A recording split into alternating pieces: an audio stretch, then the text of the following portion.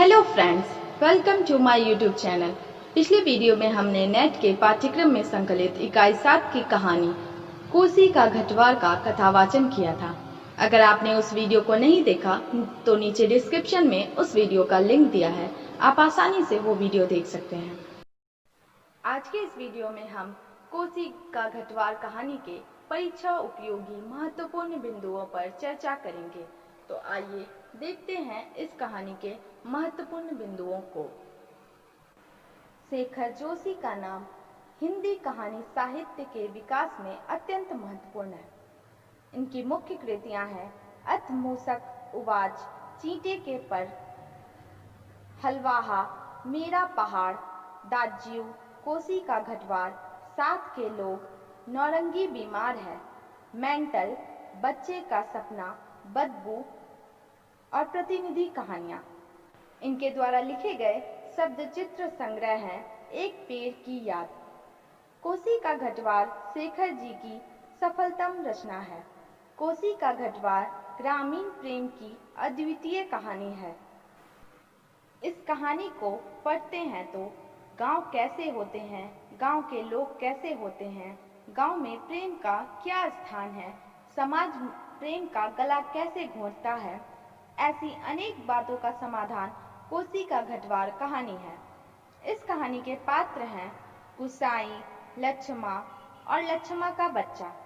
इस कहानी में निहित उद्देश्य है इस कहानी में प्रेम की पवित्रता की रक्षा करने, धार्मिक आस्था के सहारे जीवन में आने वाली कठिनाइयों का सामना करने का संदेश दिया गया है। यह कहानी ग्रामीण प्रेम की अद्वितीय कहानी है। परिवेश का अकेलापन व्यक्ति के अकेलेपन को और अधिक पीड़ादायक बना देता है। तो आइए देखते हैं इस कहानी की कथा वस्तु को। कोसी का घटवार कहानी के गुसाई ने जब हवलदार धर्म सिंह को अपनी वर्दी में देखा था, तब उसके मन में फौज में जाने की इच्छा उत्पन्न हो गई थी। बाद में वह फौज में भर्ती भी हो गया। जब वह एनुअल लीव पर गांव में आया, तब गांव में उसका बड़ा सम्मान हुआ। बच्चे बूढ़े सभी बड़े प्रेम से उससे मिले। वह भी चना, गुड़, बीड़ी और तंबाकू को से सभी का दिल से स्वागत करने लगा था। उस समय गुसाई पास के गांव की लच्छमा से मिलना चाहता था। पहले दिन वह नहीं आ सकी थी। दूसरे दिन नाले पर से अपने गांव से भैंस खोजने के बहाने गुसाई से मिलने आई, पर उस दिन गुसाई उसे नहीं मिला। एक दिन लच्छमा को पात पतेल के लिए जंगल जाते देखकर गुसाई गांव के छोकरों से मुक्त होने के लिए कांकड़े का शिकार करने का बहाना बनाकर जंगल में चला गया। वहीं दोनों की मुलाकात हुई। काफल के पेड़ के नीचे दोनों ने बहुत देर तक बातें की। गुसाई के घुटने पर सिर रखकर लच्छमा लेट गई थी, तो गुसाई ने उसके लिए मखमल की कुर्ती ला देने का वचन दे दिया था। गुसाई को पता था कि लच्छमा का बाप लच्छमा की शादी गुसाई से नहीं करना चाहता था, क्योंकि उसके आगे पीछे भाई बहन नहीं थे, माँ बाप मर गए थे और वह परदेश में बंदूक की नोक पर जान रखने की नौकरी करता था। गुसाई शादी के बारे में लच्छमा के मन की बात जानना चाहता था। छुट्टियों की समाप्ति पर घर से विदा होने के एक दिन पहले मकान से निकालकर वह फिर लच्छमा से मिला, तो लच्छमा ने गंगनाथ की कसम खाकर और आंखों में आंसू भरकर कहा, जैसा तुम कहोगे मैं वैसा ही करूंगी। गुसाई नौकरी पर चला गया और उसी साल अगहन को अपनी यूनिट के सिपाही किशन सिंह से उसने सुना कि उसके गांव के राम सिंह ने जिद की, इसलिए उसे छुट्टियां बढ़ानी पड़ी। राम सिंह की शादी गुसाई के गांव के पास वाले गांव की लच्छमा से हो गई है। किशन सिंह ने भी लच्छमा की बड़ी तारीफ की। यह सुन गुसाई विचलित हो गया। उस दिन रम डे होने के कारण गुसाई ने आधा पैग लेने के बजाय 2 पैग ले लिए। दूसरे दिन हवलदार मेजर उसे बुखार चढ़ा हुआ मानकर और मलेरिया प्रिकॉशन न लेने के आरोप में पेशी कार्रवाई थी। अब गुसाई का मन गांव में जाने से उचट गया। लगातार 15 साल वह सेवानिवृत्त होने के बाद गांव में आया है। गृहस्थी में प्रवेश करने का विचार उसने छोड़ दिया था। अब गांव में आया तो बिल्कुल अकेला ही था। सूनापन और अकेला सब उसके जीवन के साथी थे। वह कोसी के किनारे नितांत एकांत में एक घर पन चक्की लगत चलाता है और लोगों का गेहूं पिसाने का काम करके जीवन के शेष दिन काटता है। वर्षों से उसके मन में यही चिंता रही कि जब उसकी भेंट लक्ष्मा से हो जाएगी तब वह अवश्य उससे का जागर लगाकर प्रायश्चित करने की बात कहेगा, क्योंकि देवी देवताओं की झूठी कस्में खाकर उन्हें नाराज करके कोई फल फूल नहीं सकता। इसलिए प्रायश्चित कर देने से गंगनाथ का कोप और नहीं रहेगा। गुसाई घट में से निकलकर देखता है कि एक आदमी सिर पर पिसान रखे उसके घट की ओर आ रहा है।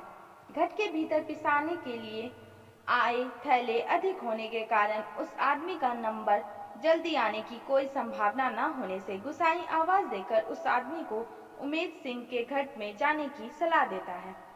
वह आदमी उसका नंबर पहले डाल देने का अनुरोध करने पर भी जब निराश होता है तब वह मुड़कर चला जाता है। उस आदमी को लौटने के बाद गुसाई सूखी नदी के किनारे महल की छांव में आकर बैठ जाता है और चिलम सुलगाता है। उसे अपना अकेलापन कचोटता है। वह सोचता है उस आदमी को आने से मना कर देना उचित नहीं था। वह आकर पिसाने के थैले को देखकर निराश होकर अपने आप लौट जाता, पर थोड़ी देर उससे बातचीत करने का तो मौका मिल जाता। उसे लगता है कि अकेलापन जिंदगी भर साथ देने के लिए उसके द्वार पर धरना देकर बैठ गया है। इस एकांत में उसके साथ कोई होता तो वह उसे अपनी राम कहानी, अपनी भोगी हुई जिंदगी की बात सुनाता। अचानक उसका ध्यान सामने की पहाड़ी की ओर गया, जहां पगडंडी में अपने सिर पर बोझ लाद कर एक औरत घट की ओर आ रही है। बार बार लोगों को आने से मना करते करते गुसाई तंग आ चुका था। फिर किसी को मना करने को उसका मन नहीं हुआ। औरत भी पगडंडी छोड़कर नदी के रास्ते पर आ गई। इतने में चक्की की बदलती आवाज सुनकर उसे लगा कि खप्पड़ का अनाज खत्म हो गया है, इसलिए वह घट के अंदर चला जाता है। खप्पड़ में कम गेहूं वाले थैले को उलट देता है, पिसे हुए आटे को थैले में भरने लगता है। तभी वह स्त्री अपने घर पर रात की रोटी के लिए आटा न होने की बात बताकर पूछती है कि उसकी बारी कब आएगी। यह आवाज गुसाई को परिचित लगी। उसकी आशंका हुई कि यह आवाज लक्ष्मा की होगी, पर शंका को दूर करने को वह बाहर आने का साहस बटोर नहीं पाता, केवल पिसाने के थैलों को इधर उधर करने लगता है। उसके दिल की धड़कन बढ़ जाती है। इधर लक्ष्मा आटे से पूते हुए गुसाई को पहचान नहीं पाती। वह लक्ष्मा सिर पर बोझ रखे हुए अपना प्रश्न फिर दोबारा दोहराती है, क्योंकि वह चाहती है कि जवाब में अगर वह नहीं सुनेगी तो उल्टे पांव किसी दूसरी चक्की में चली जाएगी। गुसाई जब दबे दबे स्वर में होने की संभावना के बारे में बताता है तो लक्ष्मा कोई अनुनय विनय किए बिना दूसरी चक्की पर जाने के इरादे से लौट पड़ती है। मुड़ते समय उसे स्त्री की एक झलक देखकर उसकी शंका विश्वास में बदल जाती है कि यह लक्ष्मा ही है। गुसाई की मानसिक स्थिति कुछ अजीब सी हो जाती है। वह उसे वापस बुलाना चाहता है, पर बुलाने के लिए वह मुंह से आवाज नहीं निकलती। लक्ष्मा दूर चली जा रही थी। अंत में साहस बटोर कर लड़खड़ाती आवाज से वह पुकारता है, लक्ष्मा। गुसाई की घबराहट की यह आवाज लक्ष्मा के कानों तक नहीं पहुंच पाती। वह पूर्ववत कदम बढ़ाती जाती थी। फिर पूरी शक्ति लगाकर गुसाई पुकारता है, लक्ष्मा। लक्ष्मा पीछे मुड़कर देखती है। वह सोचती है कि पिसाने को मना करने वाला आदमी फिर से क्यों बुलाएगा। फिर लोग इसी नाम से तो उसके मायके में बुलाते हैं, इसलिए यह पुकार उसे अपना भ्रम लगती है। वह पूछती है कि वह आदमी क्या उसे बुला रहा है। गुसाई गेहूं पिसाने का आश्वासन देकर उसे वापस बुला लेता है, पर वह नहीं चाहता कि दोनों का अचानक साक्षात्कार हो जाए, इसलिए वह व्यस्तता का बहाना करके महल की छांव में चला जाता है। लक्ष्मा पिसाने का थैला घट के भीतर रखकर बाहर आकर सुस्ताने के लिए और कोई दूसरी जगह न देखकर उसी महल की छांव में आती है और अपनी कृतज्ञता प्रकट करने के लिए कहती है, तुम्हारे बाल बच्चे जीते रहें घटवार जी। एक अविवाहित आदमी के लिए ऐसा आशीर्वाद कितना अप्रासंगिक है, यह सोचकर गुसाई को यह विनोद प्रतीत हुआ। लच्छमा उसकी ओर देखने से पहले गुसाई लच्छमा के बाल बच्चों को आशीर्वाद देकर पूछ लेता है कि वह मायके कब आई। इतने में लच्छमा की दृष्टि गुसाई पर पड़ती है तो वह उसे पहचान कर आश्चर्यचकित रह जाती है। उसके मुंह से निकल पड़ता है, तुम। लच्छमा के कंठ से आगे के लिए शब्द फूट नहीं सके। गुसाई परिस्थिति को सहज स्वाभाविक बनाने के लिए होठों पर मुस्कान लाने का असफल प्रयत्न करते हुए बता देता है कि मैंने पिछले साल पलटन से लौटकर समय काटने के लिए यह घट लगवाया है। फिर जब गुसाई लच्छमा के बाल बच्चों का कुशल मंगल पूछता है तब लच्छमा उत्तर शब्दों में नहीं दे सकती। वह सिर हिलाकर अपनी सम्मति अभिव्यक्त कर देती है। फिर जब गुसाई पूछता है कि वह अब कितने दिन तक मायके में रहेगी तब लच्छमा के धैर्य का बांध टूट जाता है। उसकी आंखों से आंसू टपक पड़ते हैं। वह सिसकियां लेने लगती है। गुसाई के पास सहानुभूति प्रकट करने के लिए शब्द नहीं थे। गुसाई लच्छमा के गले में सुहाग का चिन्ह काला चरेयू ना देखकर हतप्रभ रह गया। उसे अपनी व्यवहारिकता कुशलता की अज्ञानता के लिए बड़ा खेद हुआ। लच्छमा अपने आंसू पोंछकर अपना दुखड़ा रोने लगी। उसने कहा कि जिसका भगवान नहीं होता उसका कोई नहीं होता। पति के देहांत के बाद जेठ जेठानी के साथ नहीं पटती थी। किसी तरह उनसे पिंड छुड़ाकर बीमार माँ को देखने आई, पर वह भी चल बसी। एक अभागा बेटा है, इसकी परवरिश करने उसे जीना पड़ रहा है, नहीं तो वह आत्महत्या कर लेती। यहाँ काका काकी को वह फूटी आंखों भी नहीं सुहाती। मौसरी जायदाद पर उनकी आंख है, इसलिए उन्होंने साफ साफ कह दिया कि उसे जायदाद से कुछ लेना देना नहीं है। जंगल की लकड़ी बेचकर और मजदूरी करके वह अपनी गुजर बसर कर लेगी, लेकिन किसी की आंख का कांटा बनकर नहीं रहेगी। गुसाई के पास केवल सहानुभूतिपूर्ण दृष्टि के अलावा कहने को कुछ नहीं था। प्रसंग बदलने के लिए लच्छमा कहती है कि इस साल धूप तेज होती है। गुसाई लच्छमा को पेड़ की छांव में आकर बैठने का अनुरोध करके घट के अंदर जाता है। पहले का पिसना हो गया था। वह लच्छमा का अनाज खप्पर में डाल देता है। चाय का वक्त होने की सूचना देकर गुसाई उठ जाता है। वह घट से एक काली पुती बटलोई में पानी लाकर चूल्हे पर रखकर लच्छमा से कहता है कि पानी उबल जाए तो चाय की पत्ती डाल देना। वह पास की दुकान से दूध लाने चला जाता है। वह दूध लेकर आता है तो लच्छमा के पास एक 6-7 साल के लड़के को देखकर उसे ही उसका बेटा जान जाता है। बेटा माँ से किसी चीज के लिए जिद कर रहा था और माँ उसे झिड़क कर चुप रहने को कह रही थी। गुसाई समझ गया कि बच्चे को भूख लग रही होगी। वह घट में जाकर एक थाली में आटा लाता है। गुल के किनारे बैठकर उसने गूंथने लगता है। वह वहां से आते समय और 1-2 बर्तन ले आता है। इतने में लच्छमा चाय बना चुकती है। गुसाई चाय को 3 बर्तनों में बांटकर स्वयं रोटी सेकने का उपक्रम करता है तो लच्छमा खुद रोटी बनाने को आगे बढ़ती है। आटे की लोई लाते समय जब लच्छमा की कलाई के कड़े आपस में टकरा जाते हैं तो छन्न छन्न की जो मधुर ध्वनि निकलती है, उसके सामने गुसाई को लगता है कि चक्की के पाट पर टकराने वाली काठ की चिड़ियों का स्वर कितना नीरस है। गुसाई आग्रह करके बच्चे को 2 रोटियां और गुड़ की एक डली दे देता है। बच्चा खाने के लिए माँ की अनुमति के लिए ताकता है तो झुंझलाकर माँ उसे खाने को कहती है। बातचीत के दौरान स्पष्ट हो जाता है कि लच्छमा के घर में 2 दिन से तेल नमक नहीं है। आज उसे कुछ पैसे मिले हैं और वह आज ही कुछ जरूरी सामान खरीद लेगी।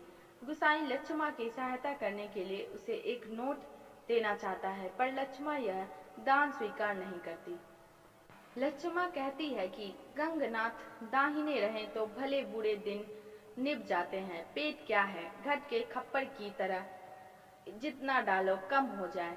अपने पराये प्रेम से हंस बोल दे तो वही बहुत है दिन काटने के लिए। गुसाई तो लच्छमा की कुछ सहायता कर देना चाहता था, पर वह उससे दूसरी बार रुपए के लिए चिरौड़ी ना करके घट के अंदर जाकर जल्दी जल्दी लच्छमा के आटे में अधिक 2-2.5 सेर आटा मिला देता है और बाहर आकर लच्छमा को गेहूं पिस जाने की सूचना दे देता है। गुसाई किसी काम के बहाने लच्छमा के सामने से हट जाना चाहता है, पर मन में बहुत दिन से रखी हुई बात बोल देना चाहता था। अंत में वह सिसकते हुए इतना ही कहता है, कभी 4 पैसे जुड़ जाए तो गंगानाथ का जागर लगाकर भूल चूक की माफी मांग लेना। पूत परिवार वालों की देवी देवता के कोप से बचे रहना चाहिए। इतना कहकर गुसाई तुरंत वह जगह छोड़कर ऊपर के पान पर किसी पानी तोड़ने वाले को देखकर उसे मना करने के बहाने चला जाता है, क्योंकि ठंडे दिल से लच्छमा को विदा करने का साहस जुटा नहीं पा रहा है। लच्छमा ज्यादा आटा न लेने की हट भी करने की आशंका थी। गुसाई झगड़ा निपटा कर लौटते समय लच्छमा को अपने बच्चे के साथ पगडंडी पर चली जाती हुई देखता है। वह पहाड़ी मोड़ तक उसे देखता रहता है, फिर उसके मन में उदासी और जीवन में निस्तब्धता छा जाती है। उनका यह कथन उनके जीवन का निराशा भाव व्यक्त करता है। क्या ठिकाना ऐसा मालिक का जिसका घर द्वार नहीं, बीवी बच्चे नहीं, खाने पीने का ठिकाना नहीं। इस कहानी की महत्वपूर्ण पंक्तियां। कोसी का घटवार कहानी का प्रमुख पात्र गुसाई है, जो कभी फौज में नौकरी करता था। नारी पात्रों में प्रमुख पात्र लच्छमा है, जो एक समय गुसाई से प्रेम करती थी। दोनों एक गांव में रहते थे। फौज में होने तथा अनाथ होने के कारण गुसाई लच्छमा को प्रेम करते हुए भी शादी नहीं होती। लच्छमा का बाप कहता है, जिसके आगे पीछे भाई बहन नहीं, माँ बाप नहीं, परदेश में बंदूक की नोक पर जान रखने वालों को छोकरी कैसे दे दें हम। फ्लैशबैक शैली के माध्यम से लेखक पुरानी स्मृतियों को ताजा कर अपनी कथा वस्तु को गतिशीलता देते हैं। इस पूर्व की बातें भी दर्शक या पाठक के सामने उजागर होती है। कभी कभी फिल्मों में भी फ्लैशबैक को केंद्र में रखकर अपनी कथा को उद्घाटित किया जाता है। इस दृष्टि से कोसी का घटवार कहानी उसका श्रेष्ठ उदाहरण है। जैसे यह अकेलापन उसे मिला है, नहीं, याद करने को मन नहीं करता। बहुत पुरानी बातें वह भूल गया है, पर हवलदार साहब की पैंट की बात उसे नहीं भूलती। ऐसी ही फौजी पैंट पहनकर हवलदार धर्म सिंह आया था। लॉन्ड्री की धूली नोकदार फ्रीज वाली पैंट, वैसी ही पैंट पहनने की महत्वाकांक्षा लेकर गुसाई फौज में गया था। पर फौज से लौटा तो पैंट के साथ साथ जिंदगी का अकेलापन भी उसके साथ आ गया। गुसाई की चक्की पर जब कई अरसे के बाद लच्छमा को अपनी दुकान पर देखा, पहले तो वह पहचान ही नहीं पाया कि वह लच्छमा है। एक बार तो यह भी कह दिया कि आज हम आटा नहीं पीसेंगे, मगर लच्छमा को देखकर वह हाँ करता है। उसके मानस पटल पर पुरानी स्मृतियां ताजा हो उठती है। वह सोचता है कि इसी लच्छमा ने आंखों में आंसू भरकर गंगानाथ जी की कसम खाई थी कि गंगानाथ जी की कसम, जैसा तुम कहोगे मैं वैसा ही करूंगी। फिर भी उन्होंने दूसरी शादी जगह पर ब्याह कर दिया। अब दोनों के बीच बातें होने लगी, पुरानी बातें खुलने लगी। उन्होंने यह भी बताया कि बाबा अब नहीं रहे। हमारे परिवार वाले यह सोचते हैं कि मैके रहकर यह हक मांगेगी, इसलिए मैंने मेरे चाचा भतीजों का कह दिया कि मुझे पिताजी के हिस्से में से कुछ नहीं चाहिए। अपनी इसी दयनीयता का बयान निम्न शब्दों में वह करती है। मुश्किल पड़ने पर कोई किसी का नहीं होता जी। बाबा की जायदाद पर उनकी आंखें लगी है, सोचते हैं कहीं मैं हक न जमा लूं। मैंने साफ साफ कह दिया, मुझे किसी का कुछ लेना देना नहीं। जंगलात का लीसा ढो ढोकर अपनी गुजर कर लूंगी, किसी की आंख का कांटा बनकर नहीं रहूंगी।